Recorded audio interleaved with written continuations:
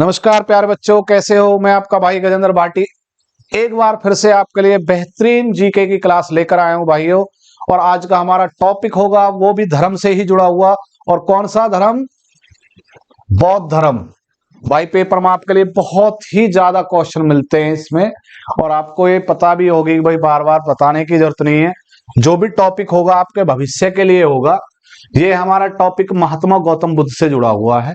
ठीक है, तो महात्मा गौतम बुद्ध के बारे में जानते हैं कि इन्होंने कैसे संन्यास लिया, किस तरह से आगे अपने संन्यास में बढ़े। ठीक है, गौतम बौद्ध धर्म के संस्थापक महात्मा गौतम बुद्ध थे। कौन थे? महात्मा गौतम बुद्ध। महात्मा गौतम बुद्ध का जन्म नेपाल के तराइन में स्थित कपिलवस्तु में लुम्बिनी नामक या लुम्बिनी ग्राम भी आप बोल सकते हो, शाक्य कुल में 563 ईसा पूर्व। भाई याद रखना, 563 ईसा पूर्व में हुआ था। ये बहुत मोस्ट लाइन है भाई आपके लिए। मैं एक बार फिर रिपीट करा देता हूं। महात्मा गौतम बुद्ध का जन्म नेपाल के तराइन में स्थित कपिलवस्तु में लुम्बिनी ग्राम में शाक्य कुल में, इनके कुल का नाम है शाक्य कुल में 563 ईसा पूर्व हुआ था। याद रखना, ईसा पूर्व। महात्मा बुद्ध का उपनाम एशिया का प्रकाश। ठीक है जी, एशिया का प्रकाश याद रहेगा एकदम। ठीक है जी, लाइट ऑफ एशिया आप कह सकते हो। महात्मा बुद्ध का बचपन का नाम सिद्धार्थ था। बहुत पूछते हैं भाई, बहुत पूछते हैं। ये मुझे बार बार कहने की जरूरत नहीं है आपसे कि भाई ये आते ही नहीं है ना। बेहतरीन। महात्मा बुद्ध का बचपन का नाम क्या होगा? सिद्धार्थ। बिल्कुल जी। उनके पिता सिद्धोधन। देखो भाई, पिता क्या है? सिद्धोधन कपिलवस्तु के शाक्यगण के प्रधान थे। क्या नाम है पिता का? सिद्धोधन कपिलवस्तु के शाक्यगण के प्रधान थे। एक लाइन में बहुत बातें हो गई है ना। ठीक है जी, आगे चलते हैं। बुद्ध की माता का नाम महामाया। महामाया जो कौल्य वंश की राजवंश की कन्या थी। क्या थी? कौल्य वंश की राजवंश की कन्या थी। ठीक है, ये माता का वंश है। ठीक है ना, माता का वंश। ठीक है, आगे की बात। इनकी माता की मृत्यु उनके जन्म के 7 दिन पहले। समझो, किसकी माता? महात्मा बुद्ध की बात चल रही है। इनकी माता की मृत्यु उनके जन्म के 7वें दिन हो गई थी। कैसे दिन? 7वें दिन। ठीक है, तो भाई जब 7 दिन के बाद इनकी माता का जब मृत्यु हो गई तो इनका लालन पोषण किसने किया? तो इनकी मौसी थी। कौन थी? प्रजापति गोमती। प्रजापति गोमती ने इनका लालन पोषण किया। ठीक है, ठीक है जी, आगे चलते हैं। बुद्ध के जन्म पर कालदेव एवं ब्राह्मण कौंडिल ने भविष्यवाणी की थी कि या तो ये राजा बनेगा। कालदेव ने कहा था या तो ये क्या बनेगा? चक्रवर्ती राजा, या क्या बनेगा? सन्यासी। पहले ही घोषणा की थी। तो ये क्या बन गए? ये बन गए सन्यासी। ठीक है ना, आगे चलते हैं। गौतम बुद्ध का विवाह 16 वर्ष की आयु में यशोधरा के साथ हुआ था। कितनी उम्र थी? 16 वर्ष की आयु थी। 16 वर्ष की आयु। शादी किससे हुई? यशोधरा से। कन्फर्म है? पत्नी का नाम क्या होगा? यशोधरा। ठीक है, अब यशोधरा देखो भाई, पेपर में आई हुई बात कर रहा हूं। यशोधरा के अन्य नाम क्या है? यशोधरा के अन्य नाम यानी इनकी पत्नी के अन्य नाम। तो पहला नाम क्या है? गोपा, बिंबा, भद्र, कचना आदि नाम। ठीक है, तो इनके 3 नाम हो गए। अब आगे देखते हैं। महात्मा बुद्ध के पुत्र का नाम क्या था? राहुल। ये हो गई इनकी फैमिली। क्लियर है प्यारे बच्चों? ठीक है जी, आगे चलते हैं। महात्मा बुद्ध के सारथी का नाम चन्ना। देखो पॉइंट बाय पॉइंट चलेंगे। जो इनको घुमा के लाया था, है ना, ये रहा वो सीन। ठीक है जी, यहाँ पर इनको सन्यास, ये क्या मिला था? एक साधु मिला था। यहाँ पर देखो एक व्यक्ति है जो शमशान में मिला था, एक भिखारी था। ये सब मिले थे ना इनको। तो ये क्या है? देखो, महात्मा बुद्ध के सारथी का नाम क्या है? चन्ना। याद रखना भाई, बिल्कुल। ठीक है, चलना। बुद्ध कह रहे चलना, तो नाम क्या है? चन्ना। ठीक है, तो आगे चन्ना के साथ रथ पर सैर करते हुए 4 घटनाओं से गुजरे। वो कितनी घटनाओं से? 4 घटना उनके जीवन में घटी और उनके सन्यास, उनका जो सन्यास की तरफ है ना प्रभाव, वो बढ़ा। कैसे बढ़ा? बुढ़ापा। पहले इनको एक बूढ़ा व्यक्ति मिला तो चन्ना से पूछा भाई ये क्या है, तो उन्होंने कहा भाई ये तो बूढ़ा व्यक्ति है। उनने पूछा कि सबको ही आएगा? हाँ तुमको भी आएगा, मुझको भी आएगा, ये बात उनने बोली। ठीक है। रोग, एक रोगी मिला, भाई इसको क्या हो रहा है? युग जी रोग हो रहा। किसी को भी हो सकता? हाँ जी किसी को भी हो सकता। आप राजा हो, आपको भी हो सकता है, यानी राजकुमार थे, आपको भी ये हो सकता है। फिर इनको क्या हुआ? फिर आगे इनको एक मृत यानी एक मरे हुए व्यक्ति को शमशान की तरफ लेके जा रहे थे, तो इन्होंने पूछा भाई ये क्या हो रहा है? चन्ना से पूछा ये क्या हो रहा है? तो इन्होंने जवाब दिया चन्ना ने कि भाई ये मर चुका है, मुझे भी मरना, हाँ सबको मरना, आपको भी मरना, सबको मरना है। ठीक है जी। फिर एक क्या मिला है? सन्यासी। सन्यासी यानी बाबा। उन्होंने कहा ये क्या है? जो कि भगवान के बहुत करीब है। ये सन्यासी ने मोह माया से कोई मतलब नहीं है, ये सन्यासी है। तो इनके सन्यास पर ये 4 घटनाएं मोस्ट रही। याद रहेंगी ना ये बातें? ठीक है जी, आगे चलते हैं। महात्मा बुद्ध ने मात्र कितनी 29 वर्ष की आयु में ही गृह त्याग दिया था। कितने वर्ष के थे? ये थे 29 वर्ष, गृह त्याग दिया था। गृह त्यागने के बाद इनकी पत्नी ने बहुत विलाप किया, भाई मत जाओ, ये मत करो, फिर भी इन्होंने घर त्याग दिया। ठीक है। इस घटना को क्या बोला गया? महाअभिनिष्करण। ठीक है जी, ये घटना बोली गई। ठीक है, आगे चलते हैं। महात्मा बुद्ध के गुरुओं की बात की जाए, अलार कलाम व रुद्रक रामपुत्र बुद्ध के गुरुओं में प्रमुख थे। कौन थे? अलार कलाम, रुद्रक, रामपुत्र। बुद्ध के क्या थे? गुरु थे, मुख्य थे। ठीक है। महात्मा बुद्ध ने वैशाली के में अलार कलाम से सांख्य दर्शन की शिक्षा ग्रहण की। क्या, किसके लिए भाई? सांख्य दर्शन। किससे ली? अलार कलाम से। याद रखना, ठीक है ना, बूझा हुआ सवाल है भाई एकदम आपका ये। आगे चलते हैं। बिना अन्न जल ग्रहण के 6 वर्षों की कठिन तपस्या के बाद, 6 वर्षों तक सब कुछ त्याग दिया था, तपस्या की थी। 35 वर्ष की आयु में, 35 वर्ष की आयु में विशाखा की, वैशाख होगा, वैशाख की पूर्णिमा में की रात में निर्जना, या आप कह सकते हो क्या, फल्गु, ठीक है, नदी के किनारे पीपल वृक्ष के नीचे सिद्धार्थ को ज्ञान प्राप्त हुआ। सिद्धार्थ कौन आ गया भैया?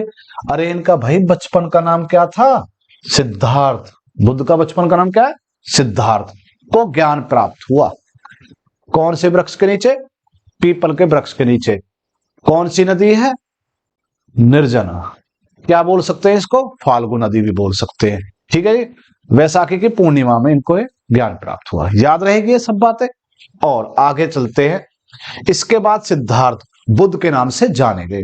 पहले तो सिद्धार्थ ही नाम था, क्योंकि भाई डायरेक्ट ही बुद्ध थोड़ी कहने लगे आओगे आप। तो सिद्धार्थ कब जाने गए बुद्ध के नाम से? जब इनको 35 वर्ष की आयु में ज्ञान प्राप्त हुआ। याद रहेगी बात?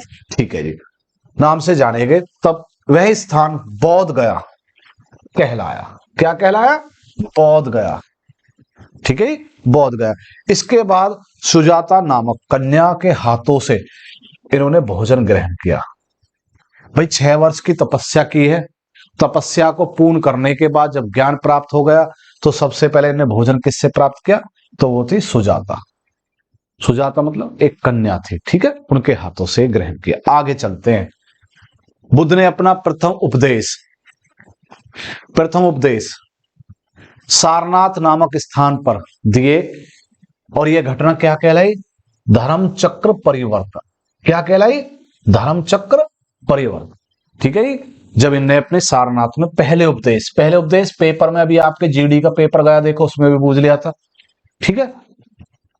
बुद्ध ने अपना प्रथम उपदेश 5 ब्राह्मणों को दिया। कितने ब्राह्मण जी? 5 ब्राह्मणों को पहला उपदेश दिया। ठीक है ना, तो ये बात भी बिल्कुल याद रखना। ठीक है जी। पहले 5 व्यक्ति ब्राह्मण थे। ब्राह्मण अब आगे देखते हैं, महात्मा बुद्ध ने अपना उपदेश आम भाषा, जो पब्लिक समझे, ऐसी भाषा जो सबकी समझ में आए, या कह सकते हैं पाली भाषा। ठीक है जी, आम भाषा या क्या पाली भाषा में दिए। क्लियर है ना? देखो आगे, महात्मा बुद्ध ने अपने सर्वाधिक उपदेश कौशल देश की राजधानी श्रावस्ती, वही पूजा हुआ है श्रावस्ती, कहां की? कौशल्य देश की राजधानी में सबसे ज्यादा अपने उपदेश दिए हैं। नोट कर लेना भाई ये बात, 100% बेहतरीन सवाल है एकदम। ठीक है, श्रावस्ती नगर की पहचान अलेक्जेंडर घनिंघम ने की थी, कनिंघम ने की थी। ठीक है, अलेक्जेंडर कनिंघम ने इनकी खोज की थी। ठीक है, या पहचान की थी किसकी? श्रावस्ती की। ठीक है जी, आगे चलते। बुद्ध ने आनंद के अनुरोध पर संघ में पहली बार वैशाली में महिलाओं को प्रवेश दिया। संघ में प्रवेश पाने वाली पहली महिला महात्मा बुद्ध की मौसी प्रजापति गोमती थी। अब ये बात थोड़ा स्लो, आराम से समझते हैं एकदम, है ना। आनंद इनका प्रिय शिष्य, कौन था? प्रिय शिष्य आनंद के कहने पर, कि भाई गुरु से प्रिय शिष्य ही बोल सकता है, ठीक है ना, के कहने पर पहली बार वैशाली में महिलाओं को प्रवेश दिया गया कि यहां पर अब महिला भी आ सकती हैं। ठीक है, और इनके संग में जो पहली महिला आई थी वो कौन थी? महात्मा बुद्ध की मौसी थी, जिन्होंने इनका पालन पोषण किया माता की मृत्यु के बाद। सही बात है, तो ये थी प्रजापति गोमती। ठीक है जी, बौद्ध धर्म की पवित्र दिशा कौन सी थी? दक्षिण। सबसे ज्यादा आप देखते होगे दक्षिण में बौद्ध धर्म की बातें होती है। ठीक है ना, दक्षिण दिशा में। क्लियर है जी। कहा जाता है कि बुद्ध की मृत्यु 483 ईसा पूर्व 80 वर्ष की आयु में कुशीनगर, तत्कालीन कुशीनगर उत्तर प्रदेश में है। अगर बात की जाए कुशीनगर कहां पे, तो उत्तर प्रदेश में कुशीनगर में इनकी मृत्यु हुई।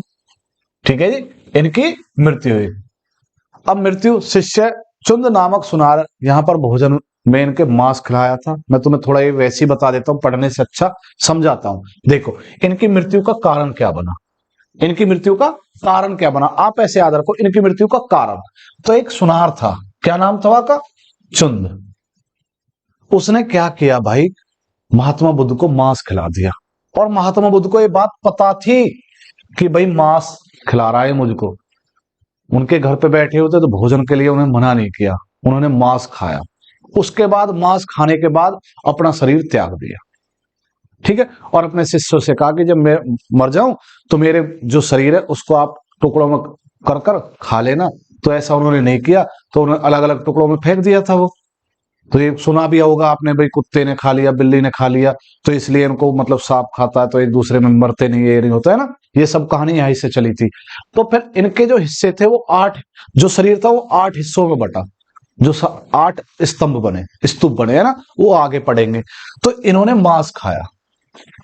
मांस खाने के बाद इन्होंने देखा कि भाई मांस खा लिया, धर्म भ्रष्ट हो चुका है ना, जो तपस्या की सब बेकार हो गई। तो इन्होंने फिर क्या किया? इन्होंने अपना शरीर त्याग दिया। ठीक है जी, तो कितने वर्ष की आयु थी उस टाइम पे? 80 वर्ष की आयु थी। महात्मा बुद्ध की मृत्यु की घटना महापरिनिर्वाण के नाम से जानी गई। ठीक है, महापरिनिर्वाण के नाम से जानी गई। बिल्कुल आपको ये बात अब हमेशा याद रहेगी। भगवान बुद्ध ने अपना उत्तराधिकारी नियुक्त नहीं किया था, इन्होंने कोई अपना उत्तराधिकारी नियुक्त नहीं किया था। गौतम बुद्ध द्वारा बौद्ध धर्म की शिक्षा पाने वाले अंतिम व्यक्ति, देखो पहले आप देखो 5 क्या थे? पंडित थे, भिक्षुक थे, जिन्होंने शिक्षा में सारनाथ से इन्होंने ली थी। पर अंतिम व्यक्ति जब इन्होंने अपने उपदेश दिए मरने से पहले, तो कौन थे वो? सुभद्र। ठीक है, क्या नाम है? सुभद्र। आप ये अंतिम व्यक्ति याद रखना। पहले थे 5, एक था अंतिम सुभद्र। ठीक है जी, आगे चलते हैं। गौतम बुद्ध ने अपना अंतिम उपदेश कुशीनगर में दिया था। अगर बात की जाए जी, पहला कहां पे दिया था? सारनाथ। अंतिम कहां पर दिया था? कुशीनगर। याद रखोगे ना भाई, याद करने से अच्छा समझो, ठीक है। एक दूसरे की कड़ी को जोड़ो। अंतिम कुशीनगर पहले, सारनाथ पहले, 5 व्यक्ति, अंतिम 1 व्यक्ति सुबह, ठीक है ना, याद हो गया। मृत्यु के बाद बुद्ध के शरीर को अवशेष जो थे, मृत्यु के बाद बुद्ध के शरीर के अवशेषों को 8 भागों में बांटा गया। मैंने आपको पहले बता दिया कि 8 भागों में बांटा गया। 8 स्तूपों का निर्माण करा, उन पर क्या हुआ, 8 स्तूपों का निर्माण किया गया। तो ये याद रखना, ठीक है जी। 8 स्तूपों में इनका बॉडी जो थी, वो शरीर था, वो 8 भागों में बट गया, ठीक है जी। बौद्ध धर्म में आत्मा की परिकल्पना नहीं है। क्या है इसका अर्थ भाई? ये कहते हैं कि आत्मा बात्मा कुछ नहीं होती भैया, कुछ भी नहीं है आत्मा, ठीक है। परंतु बौद्ध धर्म पूर्ण जन्म पर विश्वास रखते हैं। क्या रखते हैं? पूर्ण जन्म, कि भाई आदमी मरता तो दोबारा जन्म ले सकता। और कर्म में भी विश्वास रखते हैं भाई। कर्म तो देखो सभी रखते हैं, कर्म तो श्रेष्ठ है। अगर आप पढ़ोगे नहीं तो लगोगे कैसे, ठीक है ना। तो कर्म तो श्रेष्ठ है। बुद्ध धर्म में 3 रत्न हैं, ये याद रखना भाई, बिल्कुल रट्टा लगा दे इस पर। कितने? 3 रत्न, बुद्ध, धम्म और संघ। क्या है? बुद्ध, धम्म और संघ। कितने हैं? 3 रत्न। तो आपके ये है, ठीक है जी। आगे चलते। महात्मा बुद्ध ने बौद्ध धर्म में प्रवेश करने की अवधि कितनी निर्धारित की थी? 15 वर्ष की आयु, 15 वर्ष की आयु, ठीक है जी, क्लियर। आगे चलते हैं। सर्वाधिक पवित्र पर्व वैसाखी पूर्णिमा है, क्योंकि देखो भाई वैसाखी पूर्णिमा में इन्हें क्या किया था? ज्ञान प्राप्त किया, ठीक बात है ना। आगे, जिसमें बुद्ध पूर्णिमा मई माह में आती है, पूर्णिमासी को मनाया जाता है। जैसे कि हम हमारे देखो गांव की भाषा में बात किया, पूर्णिमा आ गई भैया ना, पूर्णिमा तो वो बात है, मई में आती है, बुद्ध पूर्णिमा बोली जाती है, मई माह में आती है और पूर्णमासी के नाम से भी जानी जाती है। ये बुद्ध जयंती भी कहते हैं। क्या होता है? बुद्ध की जयंती। देख लो भाई, वैसाखी पूर्णिमा के नाम है सब, ठीक है। इस दिन बुद्ध को जन्म हुआ था, इत्तेफाक नहीं है। इसी दिन तो इनका जन्म हुआ था, इसी दिन इनकी मृत्यु हुई थी, और इसी दिन इनको क्या मिला था? मोक्ष मिला था, ठीक है। कब मिला था भैया? वैसाखी पूर्णिमा, बुद्ध जयंती, बुद्ध पूर्णिमा, मई माह में पूर्णमासी, क्लियर है ना। कुछ भी बोल सकते हो आप, जन्म मृत्यु मोक्ष तीनों एक ही दिवस पर, ठीक है जी। आगे चलते हैं। बुद्ध के 4 आर्य सत्यों का भी उपदेश दिया था। कितने? 4 आर्य सत्य किससे जुड़े हुए हैं? बुद्ध से। क्वेश्चन बनेगा, 4 आर्य सत्य किससे जुड़े हैं? बुद्ध से, ठीक है। बुद्ध की प्रथम प्रतिमा बनाने का श्रेय मथुरा शैली को जाता है। अगर किसी भी पूरे वर्ल्ड में अगर कहीं भी पहली कोई मूर्ति बनी थी तो कहां पर बनी, किसने बनाई थी? मथुरा शैली। ये आप जब आगे आओगे ना सब चीज समझा दूंगा भाई, ठीक है ना। अब टॉपिक दूसरा हो जाएगा ना। सर्वाधिक बुद्ध मूर्तियों का निर्माण गांधार शैली में किया गया था। किसमें किया गया था? गांधार शैली में। पहली किसने बनाई थी? मथुरा शैली में। सर्वाधिक किसने बनाई है? गांधार शैली में, ठीक है ये।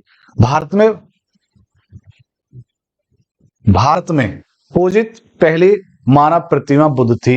ये थोड़ा सा अजीब लिखा हुआ, मैं आपको समझाता हूं। भारत में पहली जो पूजने योग्य कोई मूर्ति थी तो वो किसकी थी? मानव की, वो थी बुद्ध की। बुद्ध की, महात्मा बुद्ध, भगवान बुद्ध की मूर्ति थी, ठीक है, जो पूजी गई थी। क्लियर है ना ये बात? आगे चलते हैं। ये है आपका रूमिनेई स्तंभ लेख के से बुद्ध के जन्म स्थान का संकेत मिलता है, ठीक है जी। ये बात भी आप क्लियर याद रख लेना, ठीक है जी। बुद्ध संघ के प्रशासनिक कार्यों के लिए होने वाले गुप्त मतदान को क्या कहते हैं भैया? गुल्लक। क्या कहते हैं? गुल्लक, है ना, गुल्लक में रख तो वो चीज होगी गुल्लक, मतदान, ठीक है जी। आगे चलते हैं। बौद्ध धर्म प्रचारक, सन्यासी, अनुयायी, भिक्षुक तथा ग्रस्त जीवन व्यतीत करते हुए बौद्ध धर्म अपनाने वाले उपासक कहलाए। देखो क्या होता है कि उन्होंने तो देखो बुद्ध ने क्या कहा कि भैया आपको जो ना हमारे इसमें संघ में आने के लिए 15 वर्ष की आयु होनी चाहिए, ठीक है।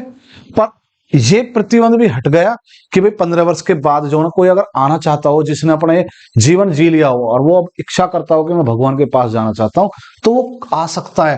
पर क्या है, एक तो वो सन्यासी, अनुयायी, भिक्षुक, और क्या होना चाहिए, गृहस्थ, जिसने अपना पूरा जीवन जी लिया हो, अच्छे तरीका से जी लिया हो, तो उन्हें क्या कहते थे, उनको कहते थे उपासक। ठीक है, इनके जो भक्त थे, भक्त ना कह के इनको क्या कहते, उपासक हैं ये हमारे। ठीक है, क्लियर बात है। आगे चलते हैं। बौद्ध धर्म में पूर्ण जन्म की मान्यता थी, ये बात तो आपने पहले ही पढ़ ली जी, बिल्कुल सही बात है, पूर्ण जन्म पे विश्वास रखते हैं। बौद्ध भिक्षुकों के निवास स्थान को बिहार कहा जाता है, और इनके पूजा स्थल को क्या कहते हैं, चैत्य। क्या कहते हैं, चैत्य। बौद्ध भिक्षुकों के निवास स्थान क्या है, बिहार, और उनके पूजा स्थल को क्या कहते हैं, चैत्य। याद रहेगा, ठीक है जी। आगे चलते हैं भैया। बौद्ध संहिता के 3 पटक निम्नलिखित हैं, याद रख लेना भाई, ये 3 पटक। ठीक है, एक क्या है, सूत पटक, एक क्या है, विनय पटक, एक क्या है, अभिधम पटक। भाई पेपर में आते हैं तीनों, सूत पिटक, विनय पिटक, अभिधम पिटक, ये तीनों आपको याद होने चाहिए। ठीक है, तो थोड़ा सा इनमें समझते हैं क्या है, इनके अंदर है क्या। तो देखो, आपके सूत पिटक है, ये बुद्ध है, बौद्ध धर्म के धार्मिक विचार और वचनों का संग्रह है। बौद्ध धर्म के धार्मिक विचार है ना, जो उनके अपने अच्छी अच्छी बातें हैं, उनके जो वचन हैं, वो इसके अंदर है। क्या, सूत पिटक में। ठीक है, दूसरा विनय पिटक के अंदर क्या है, बौद्ध दर्शन की विवेचना और नियम, कि भाई देखो आप क्या करोगे, हमारे नियम ये हैं, अगर आप इनको तोड़ोगे तो आप बौद्ध धर्म में नहीं रह सकते। ठीक है, तीसरा क्या, अभिधम पिटक। अभिधम पिटक में क्या, बौद्ध के दार्शनिक विचार, कि भाई मैं कैसे घुमक्कड़ हुआ, मैं कैसे घूम के आया, अपने जो इनने वचन रखे हैं वो ठीक बात है ना, तो उसके अंदर ये दार्शनिक विचार रखे हुए। ठीक है जी। बौद्ध धर्म के पूर्व जन्म की कथाएं, जातक कथाएं मोस्ट, भाई मैं ये कह रहा हूं चैप्टर ही बहुत मोस्ट है, बहुत ही मोस्ट चैप्टर है। बौद्ध धर्म के पूर्व जन्मों की कथाएं, इन्होंने अपने पूर्व जन्मों की कथाएं, यानी जो ये कहते हैं ना यहाँ पर पूर्व जन्म होते हैं, तो इनकी तो जातक कथाएं, इनकी जातक कथाएं पढ़ लो, उनके पुराने जन्मों के बारे में भी जानकारी आ जाएगी। तो ये कहा क्या है भैया, सूत पिटक में वर्णित है। कहां पर है, सूत पिटक, यानी आपके यहाँ पे सूत पिटक। ठीक है जी, सूत पिटक में ये सब वर्णित है, आप इनको चेक कर सकते हो। आपको मेरी बात बिल्कुल समझ में आ गई होगी। कनिष्क के समय में बौद्ध धर्म 2 संप्रदायों में विभाजित हो गया था। 2 धर्म किसके शासनकाल में, कनिष्क के शासनकाल में बौद्ध धर्म 2 संप्रदायों में बटा के, देख इसमें आएंगे ना कनिष्क में, जब कनिष्क की बात कर लेंगे ना, अब तो बौद्ध की बात कर लेते। एक था महायान और एक था हीयान। महायान और हीयान 2 धर्म, 2 विभाजन हो गए इनका अलग अलग। महायान वाले अलग बात विचार रखते थे और हीयान वाले अपने अलग मत रखते थे। जैसे कि इस संप्रदाय के संस्थापक नागार्जुन कौन थे भैया, नागार्जुन किसके भाई, महायान के। इसका उदय आंध्र प्रदेश को माना जाता है। कहां, आंध्र प्रदेश। दक्षिण का तो खेल है सब कुछ, है ना, दक्षिण का तो सब कुछ खेल है भाई। तो ये हो गया आपका नागार्जुन महायान। ठीक है, अब आगे चलते हैं। महायान संप्रदाय के ग्रंथ संस्कृत भाषा में लिखे हुए हैं। देख लो भाई, पाली भाषा में नहीं है, किस भाषा में है, संस्कृत भाषा में। आम भाषा या पाली भाषा नहीं, संस्कृत भाषा। तो ये आपके लिए बहुत मोस्ट बात होगी। ठीक है जी। महायान संप्रदाय तिब्बत, चीन, कोरिया, मंगोलिया, जापान देशों में फैला हुआ है। क्या है, महायान को मानने वाले देश हैं तिब्बत, चीन, कोरिया, मंगोलिया, जापान। याद रहेगा ना। ठीक है जी। हम देखते भी होंगे चाइनीज जो फिल्म होती है ना, चाइनीज जो फिल्म, क्योंकि और फिल्म तो हम नहीं देख पाते, चाइनीज जरूर देख लेते हैं। चाइनीज फिल्मों में महात्मा बुद्ध की बहुत मूर्तियां मिलती है हमको, है ना। ठीक है जी। अब आगे देखते हैं। महायान बुद्ध को ईश्वर का अवतार मानते थे। देखो महायान वाले क्या कहते थे कि ये भगवान का अवतार है भैया, ये कोई आम इंसान नहीं है, तो भगवान का अवतार है। एवं मूर्ति पूजा का समर्थन करते थे कि भाई हम तो मूर्ति पूजा का समर्थन करते हैं। सही बात है। आगे चलते हैं भैया, ये बात क्लियर हो गई ना। कनिष्क के शासनकाल में 2 भागों में बटा। महायान के जो संस्थापक थे नागार्जुन थे। आंध्र प्रदेश में शुरुआत हुई है। महायान के संस्कृत में लिखे हुए सब कुछ तिब्बत, चीन, कोरिया, मंगोलिया, जापान में फैला हुआ है। और ये कहते हैं कि जो बुद्ध है ना, ये भगवान के अवतार और मूर्ति पूजा पे हम विश्वास करते हैं। ठीक है ना भाई, आगे चलते हैं। एक बार रिपीट हो गया, शून्यवाद के प्रवर्तक नागार्जुन ही हैं। बिल्कुल सही बात है जी। और आगे विज्ञानवाद के भी आएंगे आपके। विज्ञानवाद के कौन है? मैत्रेय नाथ। मैत्रेय नाथ हैं इनके। ठीक है, ये याद रखना दोनों बात, शून्यवाद और विज्ञानवाद। शून्यवाद नागार्जुन, विज्ञानवाद है मैत्रेय नाथ। ठीक है जी। अब महायान का शाब्दिक अर्थ क्या है? उत्कृष्ट मार्ग। उत्कृष्ट मार्ग, इसका अर्थ हो गया ये। ठीक है जी, क्लियर है ये बात। आगे चलते हैं, ये दोनों बात भी हमारी क्लियर हो गए। अब आ गया दूसरा, कनिष्क के शासनकाल में दूसरा जो पार्ट बना, महायान और हीयान। हीयान का क्या है अपना मत? इनका मत है यह एक व्यक्तिवादी धर्म था। क्या था? व्यक्तिवादी धर्म था। इसका शाब्दिक अर्थ है निम्न मार्ग। क्या है? निम्न मार्ग। यह मार्ग केवल भिक्षुकों के लिए ही संभव था। इसके अंदर कौन आ सकते हैं? भिक्षुक। ठीक है जी। और इसके अंदर सब अच्छा मार्ग है जी, कोई भी अपना सकता है। ठीक है। हीयान संप्रदाय के सभी ग्रंथ किस भाषा में थे? पाली भाषा में। याद रहेगा ना, बुद्ध वाली भाषा है ना, पाली भाषा, आम भाषा जो सब समझे। ठीक है जी। हीयान बुद्ध की पूजा भगवान के रूप में न कर बुद्ध को एक महान पुरुष मानते थे। देखो हीयान वाले क्या कहते हैं कि भाई देखो, हम बुद्ध की पूजा नहीं कर रहे, हम भगवान के रूप में नहीं मानते इनको, क्योंकि एक क्या है? महापुरुष है। पुरुष नहीं है तो महापुरुष है। ठीक है, उनके रूप में मानते हैं। और आगे की बात, हीयान संप्रदाय श्रीलंका, बर्मा और जावा आदि देशों में फैला हुआ। कहां कहां पर? श्रीलंका, बर्मा, जावा आदि देशों में फैला हुआ है। ठीक है जी, ये क्लियर हो गया। आगे चलते हैं। अब विरजयान तंत्र मंत्र से संबंधित संप्रदाय था। ठीक है, ये थोड़ा आप कह सकते हैं बौद्ध धर्म से जुड़ा हुआ है। ये भी बिल्कुल, ये संप्रदाय बौद्ध धर्म के पतन का कारण है। क्या है? ये बौद्ध धर्म का पतन का कारण है कि बौद्ध धर्म जो नष्ट होने की कगार पे आया, किसकी वजह से आया? विरजयान। ठीक है जी, ये तंत्र मंत्र के संबंध में रखते हैं। बौद्ध धर्म का रामायण बुद्ध चरित्र के ग्रंथ को कहा जाता है। देखो, ये थोड़ा आप समझो। बौद्ध धर्म की रामायण, बौद्ध धर्म की रामायण बुद्ध चरित्र को कहते हैं।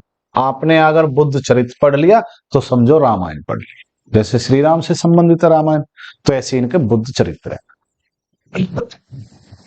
बुद्ध चरित्र की रचना अशुघोष ने की थी। किसने की थी? अशुघोष। किसकी जी? बुद्ध के चरित्र के ऊपर जो किताब लिखी हुई है ना, वो अशुघोष ने लिखी है। क्लियर है? ठीक है जी। अभिधम पिटक बौद्ध रचना गीता के समान पवित्र मानी गई है। तो भैया ये जो आपका लिखा हुआ ना, क्योंकि मैंने आपको तीनों चीज बता दी, क्योंकि जो चीज है ना वो लिखी हुई है, वो एक तरीके उनके मार्गदर्शक, क्योंकि व्यक्ति तो है नहीं पर उनके बारे में जानकारी देने वाली पुस्तक है। तो अभिधम पिटक क्या होगी? बौद्ध रचना की गीता के समान। हम कहते हैं ना भाई, जो हमारी गीता है, श्री कृष्ण की जो गीता पुस्तक है, उसमें जो है इसके समान है। तो आप गीता समझ लो या इसको समझ लो, एक ही बात है। अभिधम पटक, क्योंकि ये भी व्यक्ति को मार्ग दिखाती है अच्छे के लिए, और ये भी मार्ग दिखाती है अच्छे के लिए। ठीक है। भविष्य में होने वाले बुद्ध कौन है? भविष्य के बुद्ध कौन माने जाएंगे? मैत्रेय। ये हैं आपके मैत्रेय, जो भविष्य के बुद्ध के नाम से जाने। ठीक है जी, मैत्रेय। गौतम बुद्ध को तथागत व शाक्य मुनि के नाम से भी जाना गया। देखो भाई, तथागत किसका नाम है? बुद्ध का। शाक्य मुनि किसका नाम है? बुद्ध का। याद रखोगे। सिद्धार्थ किसका नाम था? बुद्ध का। ठीक है ना, ये सब बातें याद रखना। गौतम बुद्ध के अस्तित्व अवशेषों पर 8 स्तंभों का निर्माण, ये तो मैंने आपको बता दिया कि भाई इनके जब ये खत्म हुए थे, इनकी जो बॉडी थी 8 हिस्सों में बांट दी गई। ठीक है, का निर्माण मगध शासक अजातशत्रु तथा इनके क्षेत्र गणराज्य द्वारा कराया गया। किसके द्वारा कराया गया भैया? 8 का कराया गया अजातशत्रु के द्वारा। ठीक है, याद रखना भैया, ये होगी बात क्लियर। ये रहे इनके स्तंभ वाले जो बोले जाएंगे, अंदर की तरफ है इसमें ना, ये तो एक मठ के टाइप का है। मौर्य शासक अशोक द्वारा 84,000 स्तूपों का निर्माण साम्राज्य के विभिन्न हिस्सों में करवाया गया। कितने जी भाई? 84। किसके शासनकाल में? मौर्य का शासक था अशोक, ठीक है, जो बुद्ध धर्म को अपना था, बौद्ध धर्म को अपना रखा था उसने, ठीक है। 84,000 स्तूप बनवाए थे इसने, ठीक है जी। आगे चलते, सर्वाधिक प्राचीन स्तूप मध्य प्रदेश के सतना जिले में स्थित बरहुत का स्तूप है, जिसकी खोज 1873 में अलेक्जेंडर कनिंघम ने की थी। कनिंघम ने की थी, अलेक्जेंडर कनिंघम ने की थी। कब की थी भैया? 1873 में। तो एक बार फिर देखते हैं, सर्वाधिक प्राचीन स्तूप मध्य प्रदेश में, याद रखना बच्चा एकदम इसको। कहां पर है? सतना जिला कहां पर है? स्थित है बरहुत का स्तूप के नाम से जाना गया, जिसकी खोज 1873 में अलेक्जेंडर कनिंघम ने की थी, ठीक है जी, क्लियर है। आगे चलते हैं, ये बात बिल्कुल आपको समझ में आ गई होगी। मध्य प्रदेश के रायसेन जिले में स्थित सांची का स्तूप सबसे विशाल स्तूप है। अगर सबसे बड़े की बात की जाए तो आपका कहां? मध्य प्रदेश के अंदर है। कहां पर है? रायसेन जिले में है सांची का स्तूप, सबसे विशाल स्तूप है, याद रहेगा। सांची का स्तूप के नाम से आपने खूब पढ़ा है, सांची का स्तूप है, जिसका निर्माण मौर्य शासक अशोक ने कराया था। किसने कराया था भैया? सांची का स्तूप किसने बनवाया था भाई? बोलो, अशोक ने। कौन थे? मौर्य शासक, ठीक है ना, बहुत बढ़िया। गुप्त शासकों को द्वारा निर्मित, देखो, गुप्त शासकों के द्वारा निर्मित ये है आपका भाई घमेन स्तूप, सारनाथ स्तूप के नाम से भी जाना जाता है। घमेन, घमेन, देखो भाई थोड़ा देख लेते हैं एक बार, क्योंकि सांची का स्तूप का नाम हो सकता है ना, ठीक है, हो सकता है कुछ मिस्टेक हो, पर एक कोई प्रॉब्लम नहीं है। देखते हैं, गुप्त शासकों के द्वारा निर्मित घमेन स्तूप सारनाथ स्तूप के नाम से भी जाना जाता है। कॉमा होना चाहिए था, इसलिए थोड़ा कंफ्यूज लगा। घमेन स्तूप सारनाथ स्तूप के नाम से भी जाना जाता है, ठीक है भाई। तो आपके सांची का स्तूप अशोक ने बनवाया, कहा? रायसेन में, मध्य प्रदेश में। सारनाथ स्तूप का क्या नाम है? घनेव नाम भी था। गुप्त शासकों ने इसका निर्माण कराया था भाई। अब इससे अच्छा बेस्ट और हो नहीं सकता आपके लिए, स्तूपों की बात की जाए, ठीक है। आगे चलते हैं भैया, गौतम बुद्ध के जीवन के जुड़े हुए प्रतीक हैं आपके भाई, याद होने चाहिए भाई आपको। हाथी का अगर प्रतीक जो दिखाया तो ये किससे जुड़ा हुआ है? हाथी वाला जो है भाई, बुद्ध के घर में आने का प्रतीक था भाई ये, ठीक है। पेपर में पूछ लेते हैं भाई 8 के 8, ठीक है। दूसरा इनका कमल, कमल इनका क्या है? जन्म का प्रतीक। जब इनके ये जन्म हुए थे तो कहते हैं ना प्रतीक में क्या मतलब, जो दिखता है वो प्रतीक में। और ये है इनका जवानी में क्या? सांड, यौवन, यौवन यानी जवानी, ठीक है। घोड़ा, चौथा गृह त्याग, गृह त्याग का प्रतीक, ठीक है जी। पीपल किसका? ज्ञान का प्रतीक, पता भाई, पीपल के वृक्ष के नीचे ही तो इन्होंने ज्ञान प्राप्त किया। शेर, समृद्धि का प्रतीक, ठीक है जी। पदचिन्ह, पदचिन्ह निर्माण का प्रतीक। स्तूप मृत्यु का प्रतीक, क्योंकि मैंने अभी आपको ये अगर एक लाइन हम पीछे चल देना तो ये सब क्या थे? ये सब भैया आपके क्या है? ये स्तूप ही तो है। इनसे तो पता चल रही है कि महात्मा बुद्ध थे, ये स्तूप है। तो ये क्या है? 8वां जो बात है ना इनकी, ये स्तूप मृत्यु के प्रतीक है। तो बात समझ रहे हो ना? पदचिन्ह क्या? निर्माण का प्रतीक है। शेर क्या? समृद्धि का प्रतीक है। पीपल क्या? ज्ञान का घोड़ा। गृह त्याग का सांड। यौवन का कमल, जन्म का। और हाथी क्या है? बुद्ध के घर में आने का प्रतीक था, ठीक है। क्लियर है भाई, आपको ये रट गए होंगे।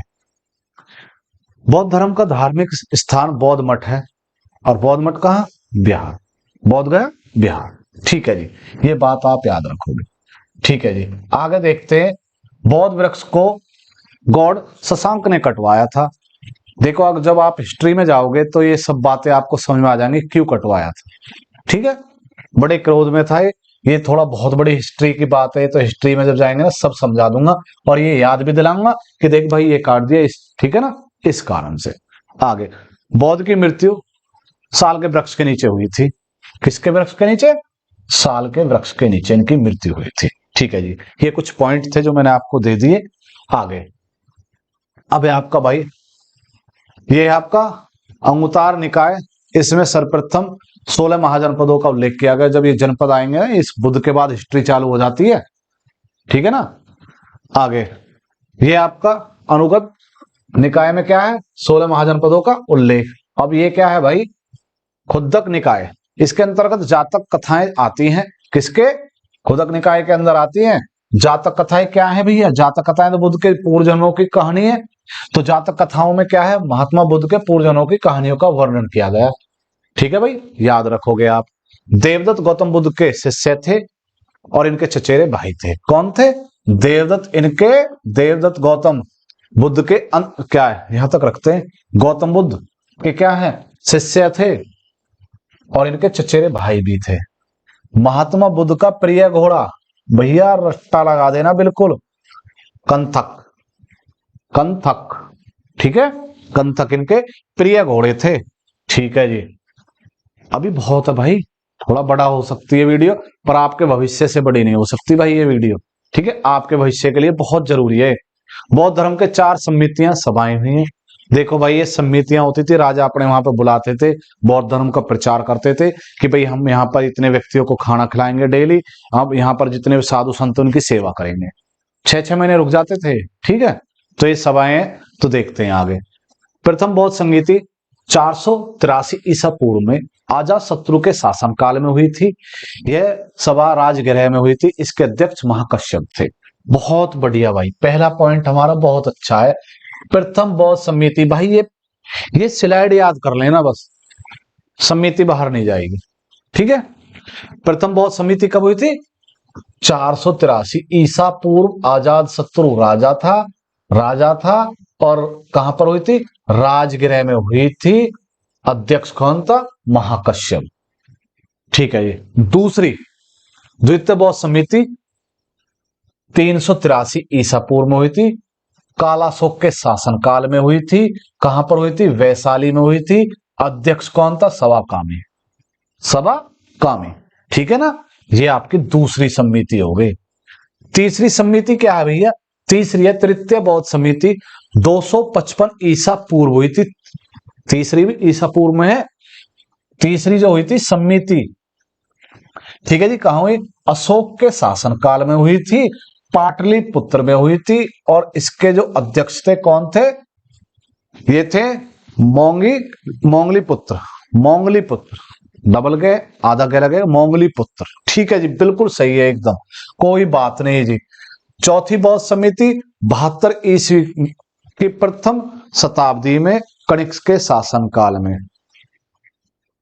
कुंडलवन, देखो फिर के पढ़ते हैं। चौथी बौद्ध समिति 72 ईस्वी में, यानी शताब्दी की जो पहली शताब्दी में जो हुई है यही हुई है। ठीक है, तो प्रथम शताब्दी में हुई थी ये, कनिष्क के शासनकाल में हुई थी। और कुंडलवन कश्मीर में पड़ता है, वहां पर ये की गई थी। आपका दिल्ली पुलिस में पूछा हुआ कुंडलवन, कश्मीर। ठीक है, और इसके अध्यक्ष क्या कौन थे, वसुमित्र थे। और दूसरे कौन थे, अशुघोष। एक ही बात है, कभी आप समझो दो थे, वसुमित्र कह दो या अशुघोष कह दो। ये आपके चौथी बौद्ध समिति के अध्यक्ष थे। ठीक है बच्चा, बहुत बेहतरीन समझ में आ रहा होगा। नोट में कुछ बातें और भी हैं। देखो, चौथी बौद्ध समिति के बाद बौद्ध धर्म 2 भागों में बटा, जो मैंने कनिष्क के शासनकाल की बात की थी। लिखा हुआ ना पहले कि कनिष्क, भैया अब रखता तो इसको तो बहुत अजीब लगता, तो ये पहले ही रख दिए। तो क्या है, हीयान और महायान। तो ये याद रखना, चौथी बौद्ध समिति हुई थी, पहली शताब्दी में हुई थी, कनिष्क के शासन काल में हुई थी। और क्या थे, वसुमित्र, अशुघोष, एक ही व्यक्ति का नाम, अध्यक्ष था। कुंडलवन जम्मू कश्मीर में हुई थी। क्लियर है ना, रट गई ना अब तुमको। तो उसमें ही एक 2 भागों में बटे, एक हीयान और एक महायान। ठीक है भाई, आगे बुद्ध के सांस्कारिक दुखों के संबंध में 4 आर्य सत्यों का उपदेश भी दिया था। ये तो खैर मैंने आपको बता दिए कि 4 आर्य सत्यों के बारे में जो इन्होंने जानकारी दी थी। दुख का कारण, दुख निरोध यानी समाप्ति, रोकना, दुख कैसे रुके भाई, और दुख निरोध गामिनी प्रतिपदता। ठीक है जी, ये 4 बातें थी कि भाई दुख के बारे में क्या इनके विश्लेषण है। ठीक है, अब है आपका पॉइंट नंबर लास्ट। नालंदा तथा विक्रमशिला विश्वविद्यालय बौद्ध शिक्षा का प्रधान केंद्र था। तो आप कह सकते हो एक तो आपका नालंदा, एक क्या है विक्रमशिला विश्वविद्यालय बौद्ध धर्म की शिक्षा का प्रमुख केंद्र था। याद रहेगा बच्चा ये बात? ठीक है जी, आगे चलते हैं। बहुत बहुत धन्यवाद भैया, थैंक यू। आप सभी का प्यार मिल रहा है, वीडियो को बहुत अच्छा लग रहा है भाई। ज्यादा से ज्यादा भाई वीडियो को फैलाओ, शेयर करो, क्योंकि भाई पूरा दम लगा रखा है वीडियो में एकदम। अगर आपको अच्छी लगी हो तो भाई कमेंट करके जरूर बताएं। जय हिंद भाइयों।